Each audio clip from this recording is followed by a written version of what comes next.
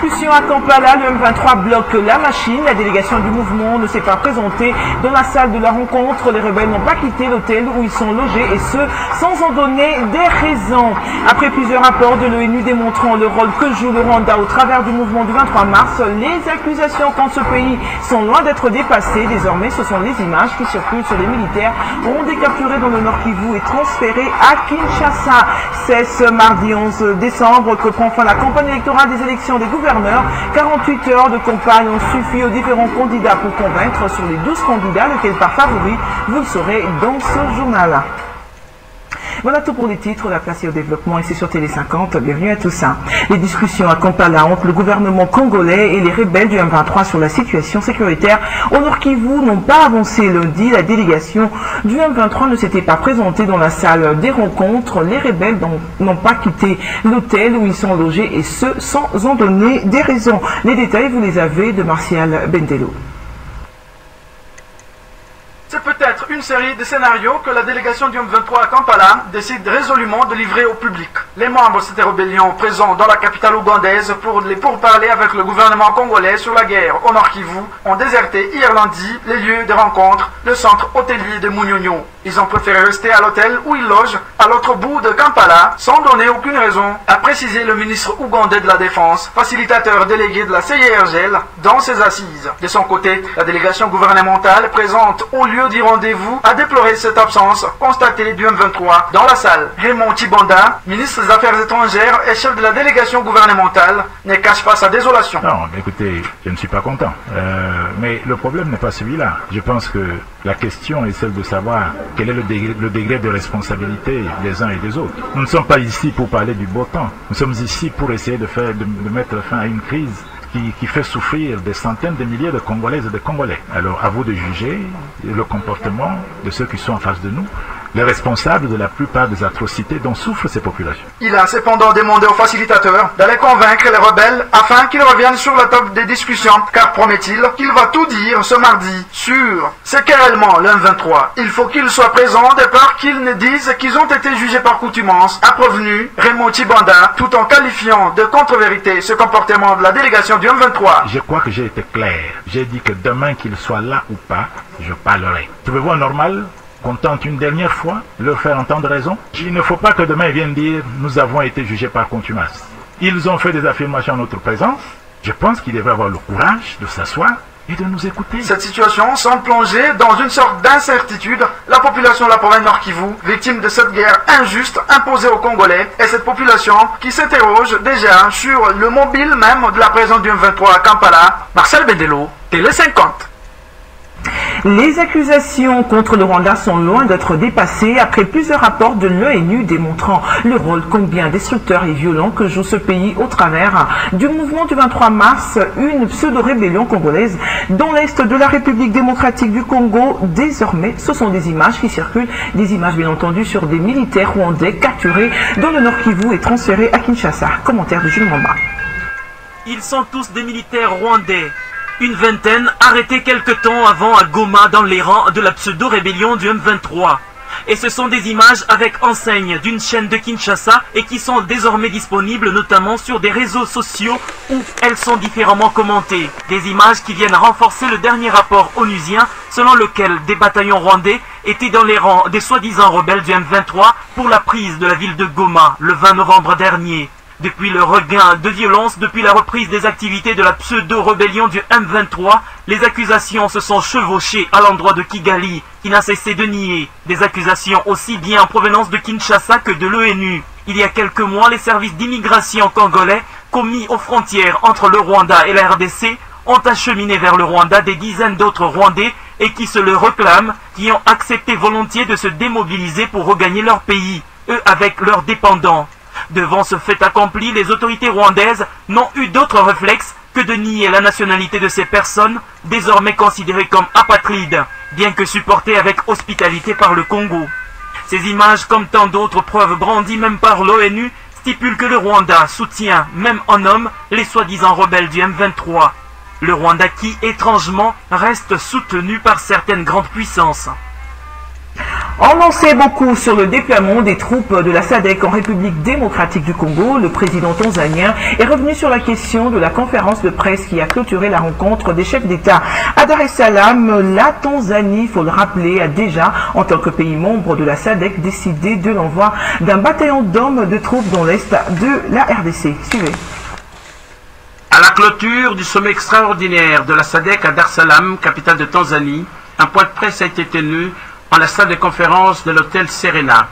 Le président tanzanien Jakaya Mrisho Kikwete, à côté du président en exercice de la SADC Armando Guebuza, est revenu sur les questions brûlantes en ce qui concerne le calendrier du déploiement des troupes de la SADC en RDC, la mise en place de cette force de défense, la contribution de chaque pays membre de la SADC à l'opération, l'apport de l'Union africaine internationale et le soutien de la SADC à la RDC pour l'accompagner dans la réalisation de manière méthodique de grandes réformes inhérentes à l'armée et à d'autres organes clés de la vie nationale en vue de raffermir les institutions en place et de préserver l'intangibilité du territoire national.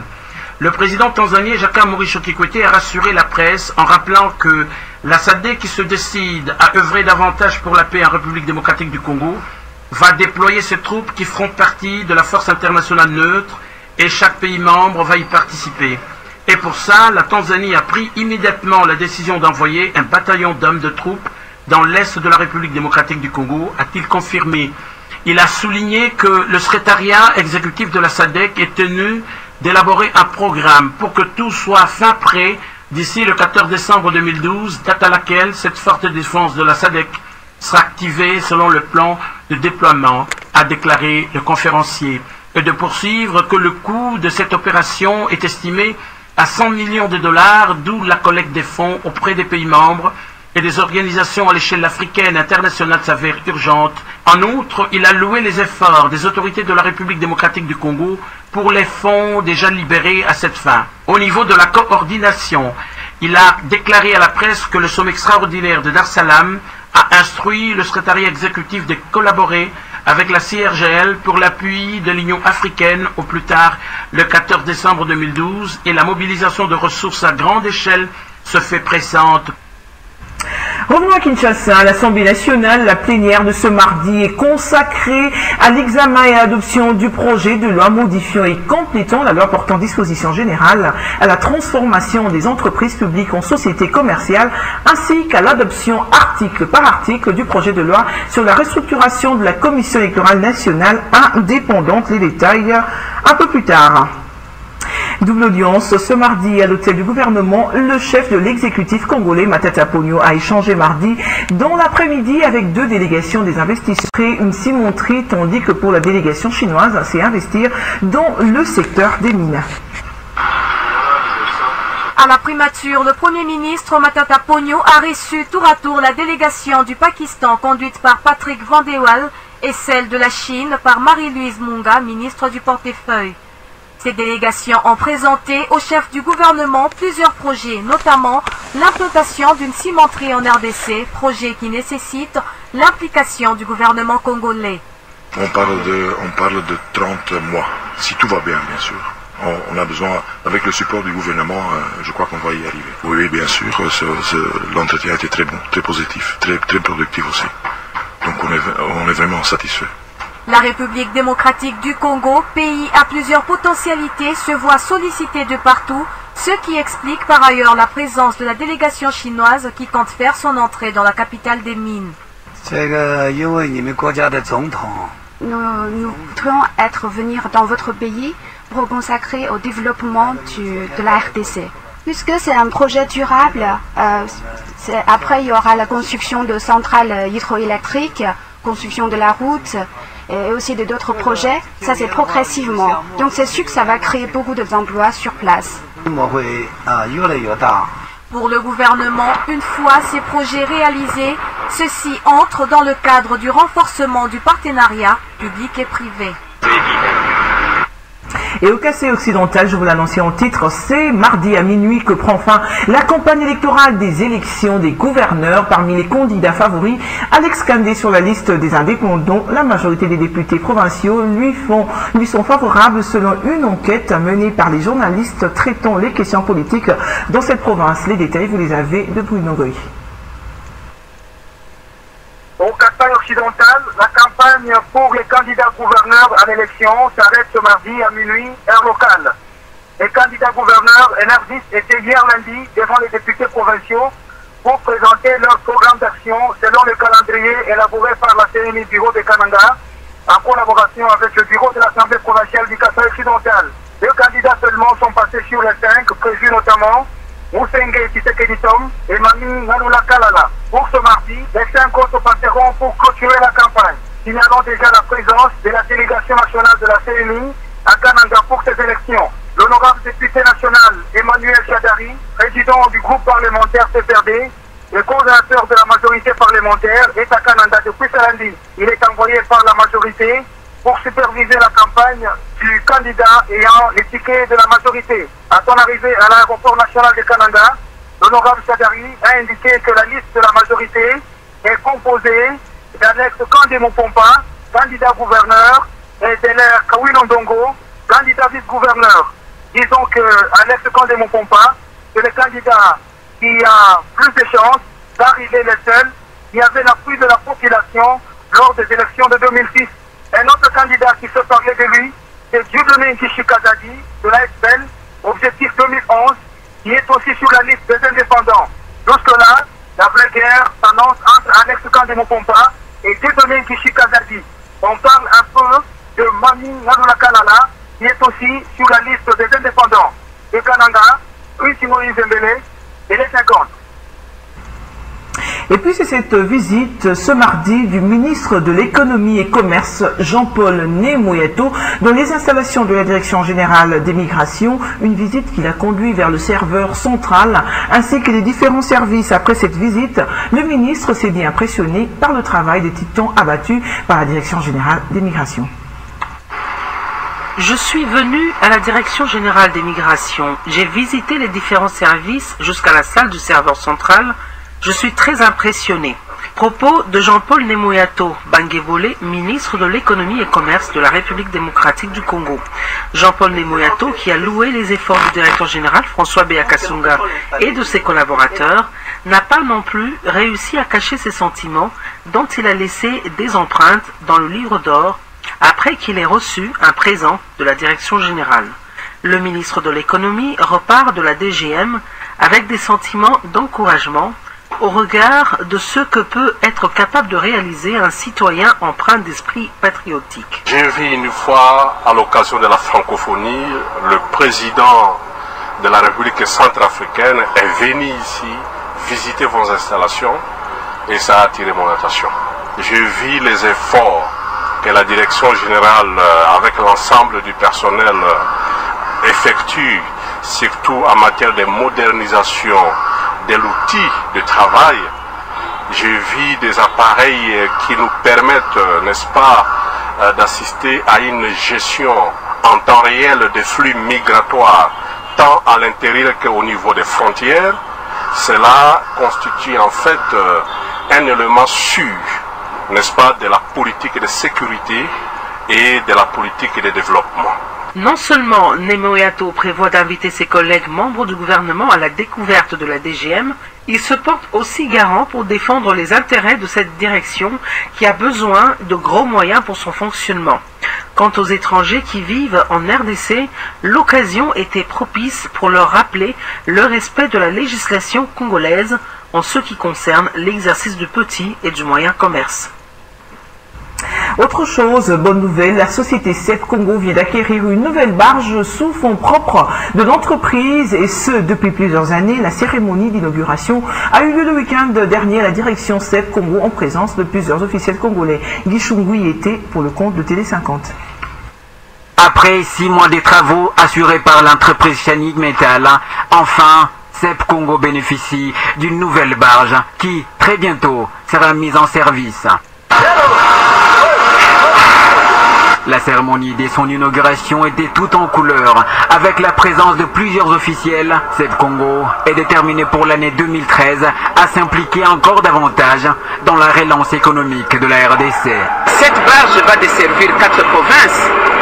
Or, ces 4 provinces jusque-là étaient complètement enclavées et avaient des difficultés en ce qui concerne l'approvisionnement en carburant. Donc, en désengorgeant 4 provinces, l'impact de cette barge est très important dans le cadre du développement économique et spécifique de ces 4 provinces qui seront desservies. Nous pourrons nous approvisionner en produits pétroliers de qualité et en quantité suffisante, étant donné que cette barge pourra constituer des stocks tampons là où les chantiers se font. Autre moment, c'est la bénédiction de la barge. Seigneur, et que les ennemis se dispersent. C'est elle, Grace Moutonkolé, la marraine choisie pour respecter la tradition marine. Outre cette barge, Seb Congo a commandé une série d'autres barges qui viendront renforcer sa capacité d'exploitation marine. Le centre médical de Kinshasa de la Direction générale des douanes et accises vient de bénéficier des nouveaux véhicules de l'entreprise, y compris son directeur général ainsi que les membres de la délégation syndicale qui ont salué l'initiative qui prouve la volonté du comité de gestion dans l'amélioration des conditions de travail dont l'ensemble.